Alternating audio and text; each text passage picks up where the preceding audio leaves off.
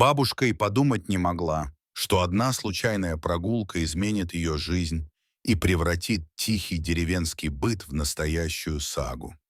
Это случилось теплым летним утром, когда небо было ясным, трава еще влажной от росы, а птицы вовсю выводили свои мелодии. Бабушка шла по знакомой тропинке за деревней, как делала это почти каждый день, в резиновых сапогах, с маленьким ведром в руке, собирала травы, ягоды, грибы. Спина уже не та, но привычка к утренним прогулкам осталась с тех пор, как она вышла на пенсию. Вдруг где-то в высокой траве, под самым кустом малины, раздался жалобный писк. Он был едва уловим, но сразу тревожный. Бабушка остановилась, прислушалась, огляделась.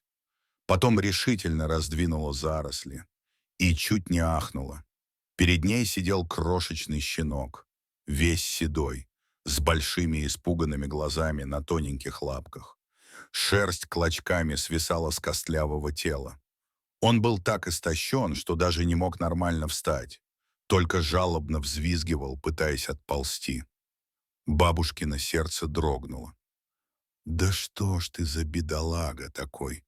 Тихо проговорила она, аккуратно подбирая малыша на руки. Он не сопротивлялся, только прижался к ее груди, будто сразу понял. Перед ним спасение. Дома бабушка напоила его водой, дала размоченного хлеба с молоком. Щенок съел с жадностью, но осторожно, как будто боялся, что его снова бросят или отнимут еду. Через пару часов он уснул на старом одеяле, свернувшись калачиком у печки. Бабушка поглядывала на него с удивлением и жалостью, седой, необычный, будто не отсюда. Но разве можно было пройти мимо? У нее уже жили два кота, важный полосатый барсик и пушистая мурка, а еще старая овчарка Дина, которая охраняла двор. Все животные приняли нового жильца спокойно, даже с интересом. Барсик однажды подошел, понюхал щенка и, не найдя в нем угрозы, лег рядом. Дина сначала зарычала, но потом обнюхала, махнула хвостом и ушла на свое место. Мурка, как истинная кошка, решила наблюдать издали. Через пару дней в гости приехал внук. Павел, студент из города. Увидев странного щенка, он нахмурился. «Баб, а ты точно знаешь, что это собака? Он какой-то дикий. Сам видишь? Щенок. Кто ж его бросил-то? Не могла я его оставить». Они решили сходить на ближайшую турбазу. Вдруг щенок сбежал от кого-то.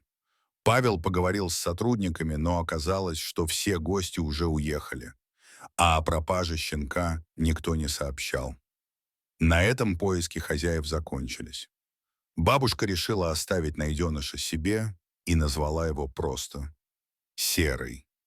Малыш оказался умным. Быстро запомнил, где миска, куда ходить по делам, с кем можно играть, а к кому лучше не приставать. Он рос, и рос быстро, слишком быстро.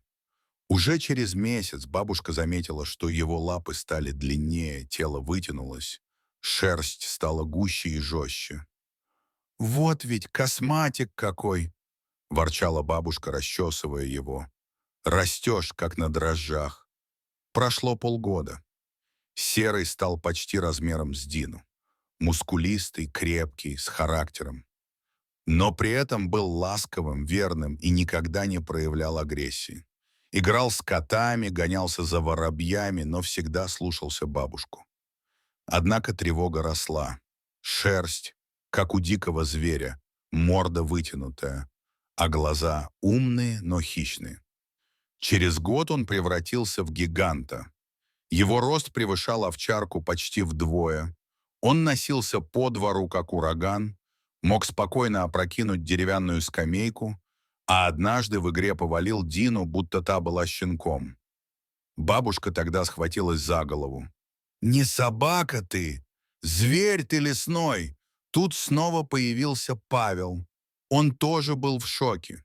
«Баб, я тебе говорил, это не собака, это волк или гибрид какой-то». Они решили не откладывать и поехали в городскую ветклинику. Серому надели намордник, на всякий случай. В машине он вел себя спокойно, смотрел в окно, словно все понимал. В клинике его осматривал опытный ветеринар. Он долго щупал пса, осматривал зубы, шерсть, уши, лапы. Потом снял очки, усмехнулся. «Да вы, мама, себе не волка подобрали, а щенка ирландского волкодава. Это одна из самых крупных пород собак. Растут быстро, выглядят диковато, но характер — золото». Бабушка опешила. «Ирландский волкодав? А я думала, мутант какой». Врач успокоил ее. Сказал, что Серый здоров, хорошо развит. Только ему нужно правильное питание и занятия. Павел записал бабушку и пса в ближайший клуб кинологов, а сам пообещал заниматься с ним в выходные. «Не волнуйся, бабуль, это не волк. Это просто большая добрая собака». С тех пор Серый стал частью семьи. Он охранял двор, играл с детьми, помогал бабушке по хозяйству, сопровождал в огород, лежал рядом, пока она полола грядки, даже гонял кур по двору, когда те заходили в клумбы. С приходом зимы Серый буквально расцвел, прыгал по сугробам, нырял в снег, носился по тропинкам. Но настоящая слава пришла к нему во время сильной метели. В ту ночь отключили свет, завывал ветер, все было покрыто белой пеленой. Вдруг у двери раздался слабый стук. Бабушка едва расслышала, открыла и увидела мальчишку лет 10, весь в снегу, в легкой куртке. Он еле стоял. Серый выбежал в пургу, привел его за собой. Оказалось, парень сбежал из базы отдыха. Заплутал. Кто знает, что было бы, не окажись рядом эта собака. Газета написала заметку. Павел гордился. А бабушка в шутку говорила: «У меня тут герой растет. На пенсию скоро отправлю, как заслуженного пса». Весной Павел предложил сделать Серого терапевтическим псом. Внук написал в соцсетях, что в деревне живет волкодав, который отлично ладит с детьми и может помогать в реабилитации. И действительно, к бабушке стали приезжать мамы с детьми. Кто-то просто поиграть, кто-то пообщаться с животным, преодолеть страх, замкнутость. Серый терпеливо слушал, ложился рядом, позволял себя гладить. Он стал настоящим лекарем душ. Бабушка порой смотрела на него и думала: кто бы мог подумать?